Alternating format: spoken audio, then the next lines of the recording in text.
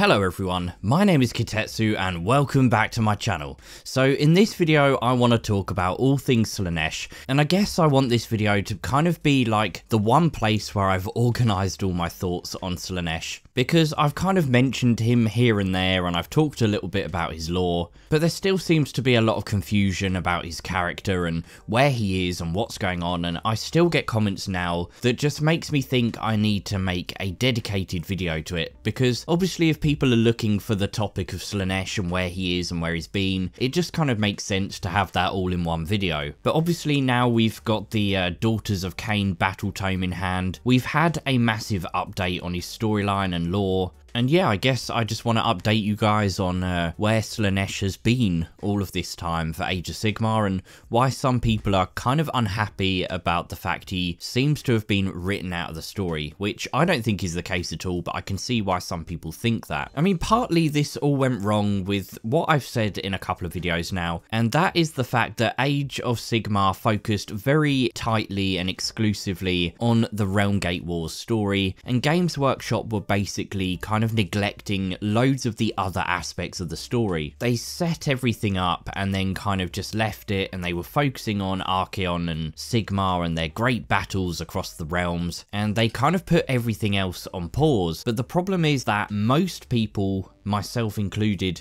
were more interested in the backstory and everything else that was going on. And you know, for the last couple of years, the writers of Age of Sigmar just haven't been telling that story. When Age of Sigmar first came out, loads of people were claiming that Slaanesh had been deemed too inappropriate for the audience that Games Workshop were trying to attract to Warhammer. It wasn't child friendly enough, and it was all these themes of kind of perversion and the sexual nature of Slaanesh that just made him unsuitable for Age of Sigmar now, and 40k I guess, and they basically just wanted to push him out. And because no one really bought the, I think it was called like the Mighty Battles in a Never-Ending Age of War, or whatever that book was called, no one ended up really buying it because of all the negativity around Age of Sigmar, and it was kind of expensive at the time too. So no one really seemed to know what the deal with Slaanesh was for ages, and it seemed to take ages for people to cotton on to the fact that he had been captured by Tyrion, Teclis and Malerion back in the Age of Myth, and that, yeah, they basically captured him and fractured Sigmar's pantheon because he'd been busy trying to eat all of the souls of the old world. To make things worse, they also released the Grand Alliance Chaos book, and in fact they released a book for every Grand Alliance, and within those books is kind of like surprising bits of lore tucked away, kind of introducing every faction. At first I didn't even bother to get these books, but I just kind of assumed they were a collection of war scrolls, and then later I realised they had all of this lore scattered through them, and they introduced loads of the factions in a way that none of the other books had done so before. And in fact, even to this day, there's lore in there that you can't get anywhere else because Games Workshop have not got round to talking about those other factions yet. But when you went to the page for Slaanesh, they didn't even tell you in there about where Slaanesh was and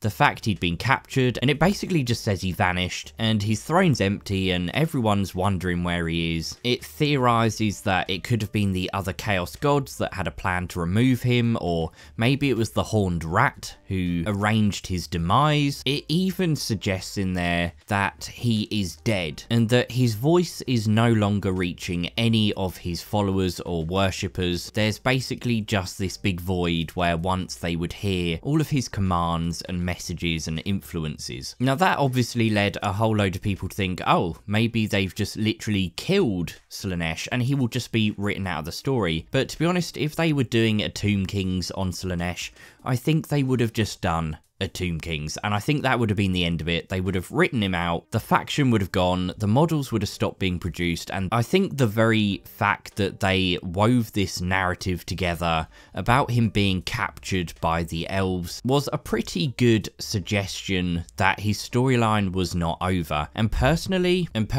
you know, I said in my last video or the one before, I like mysteries, I like theorizing about where these characters are, and to me that's actually been a very compelling story, and and I found it very interesting. But to make things worse, they basically split the Slaanesh faction into three, and they were divided into the Seekers, the Invaders, and the Pretenders. Now, the Seekers were all of the followers who basically were devoted to their god and wanted to go and desperately find out where he was and free him, or at the very least find out the truth as to what had happened to him. The Invaders, on the other hand, couldn't care less one way or the other. As long as they were kind of enacting Slaanesh's will, that was the important thing, and they just wanted to indulge on excess. The Pretenders, however, were basically thinking that either Slaanesh was dead or he was just not that powerful and not really worthy of the throne anymore, so they thought that they could just go and take the throne for themselves. Obviously, it was not going to be that straightforward, because even the most powerful Keeper of Secrets, who thought that they were worthy of Slaanesh's position, had to contend with other Pretender warbands, and then obviously the Seekers and other groups that were defending his throne from them. But again, I think the Pretenders just added that slight element of doubt as to whether he would ever return to the throne and the storyline again. It left things open. Even if it was not very likely, it still left us with this kind of possibility that another Keeper of Secrets could inherit the legacy of Slaanesh and just take his place in the entire Warhammer universe. And it kind of led us to think that Slaanesh could really genuinely be dead. I mean, back then we sure knew that Slaanesh had been captured, and we knew that it likely had something to do with extracting the elven souls, but that didn't conclusively tell us whether he was now alive or dead. I mean, we had this big gap in the storyline where the elven gods had gone off to find Slaanesh, and then all of a sudden there are elves everywhere in the realms, but they didn't say whether they killed him in the process, so that was something that was always in the back of my mind, even though I thought it was kind of unlikely. But anyway, as for the update to his storyline in the Daughters of Cain battle tome, it turns out that, you know, to expand on the detail of what we knew before, he'd gone to feed off of the souls of the old world when it was destroyed, and in particular he wanted to feed off of the elven souls because their kind of state of mind is highly tuned and sensitive to either like the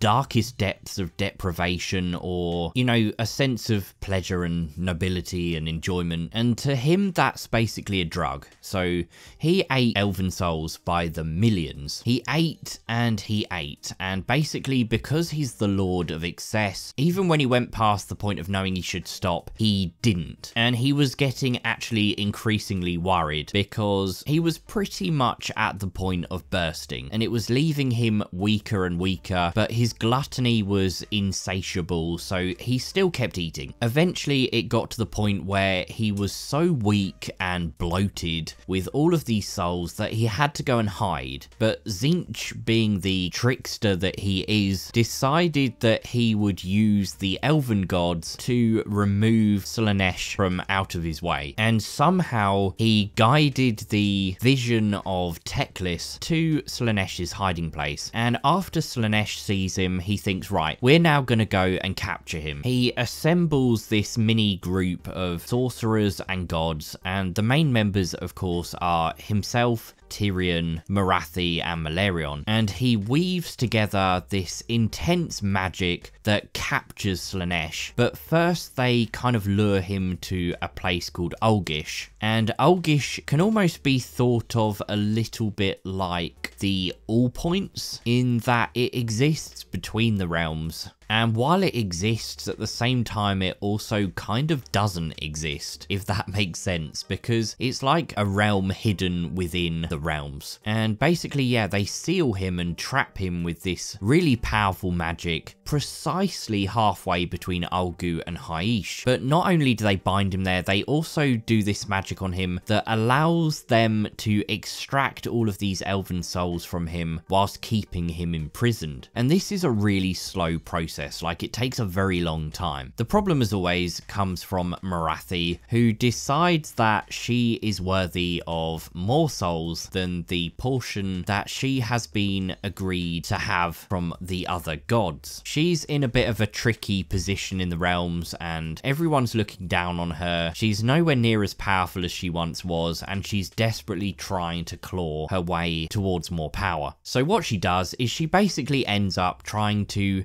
use her devious, deceptive magic to take more of the souls than she is meant to. What that ends up doing is moving Ulgish, which is also called the Hidden Gloaming, closer towards the Realm of Shadows. The problem there is basically that the second he moves out of balance between the two realms, the magic that's containing him there weakens, and that means that all of a sudden loads of the Seekers of Slaanesh can suddenly detect the presence of Slaanesh. It's almost a little bit like in Lord of the Rings when Frodo puts on the One Ring and all of a sudden the ring wraiths can detect where he is and they're drawn to him like a magnet, and we end up getting tons and tons of Slaanesh warbands invading Ulgu, and that is within the Age of Chaos. But as the Realm Gate Wars begins and Sigmar decides to invade the realms with all of his Stormcasts, there's a brief period of respite where the Slaanesh forces are suddenly drawn away to contend with the issue of Sigmar.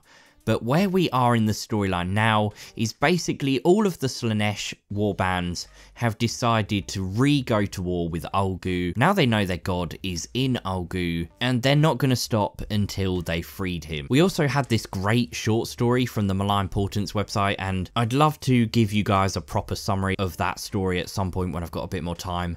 But basically, there's a Seeker of Slaanesh in the storyline, and he's got this weird creature with him, which may be a Fiend of Slaanesh, I'm not really sure. But he's using it almost like a bloodhound to sniff out where the god is, and it's leading him there, basically. He gets ambushed by a Dark Oath War Queen who heavily outnumbers him, and they basically decide to ally up together to go and free Slaanesh. And then the weird creature he has actually picks up the scent of Slaanesh. The way that story ends makes it seem like it's an absolute given and a certainty that Slaanesh is going to be found and that he is going to be released. So yeah, that's pretty much the lore that we have at the moment. His followers know where he is, and yeah, like I said, they're not going to stop until they freed him. So let me know what you guys think of the current lore. I don't think they've toned him down at all. I mean, even in the Grand Alliance Chaos book, they were still describing him very clearly as the Lord of Excess and the Prince of Perversion. So let's just wait and see what this year holds for us. I personally think that come December, we are going to start seeing the new Slaanesh models. We're going to see updated Keeper of Secrets and all sorts of cool stuff, which, let's face it, is massively overdue for Slaanesh. Let me know down below if you think that's going to happen. Let me know if you actually think the lore is quite exciting. You know, it's a bit different from just keeping things stale, you know, the way they've always been with these Chaos Gods. I think it's actually a little bit fun to mess around with them, and having a Chaos God be captured is something that just has never been done in the storyline as far as I'm aware, especially not to make it into such a big deal. And the option for maybe like a massive global campaign or some kind of massive narrative driven campaign where they can have all of these factions descend upon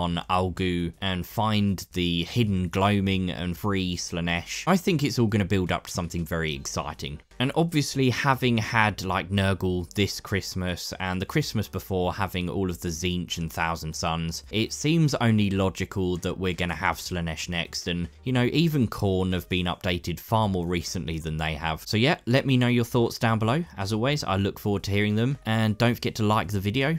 Don't forget to subscribe if you are new to the channel, and you can support me on Patreon. The link is in the description. But otherwise, I will see you guys really soon with another video.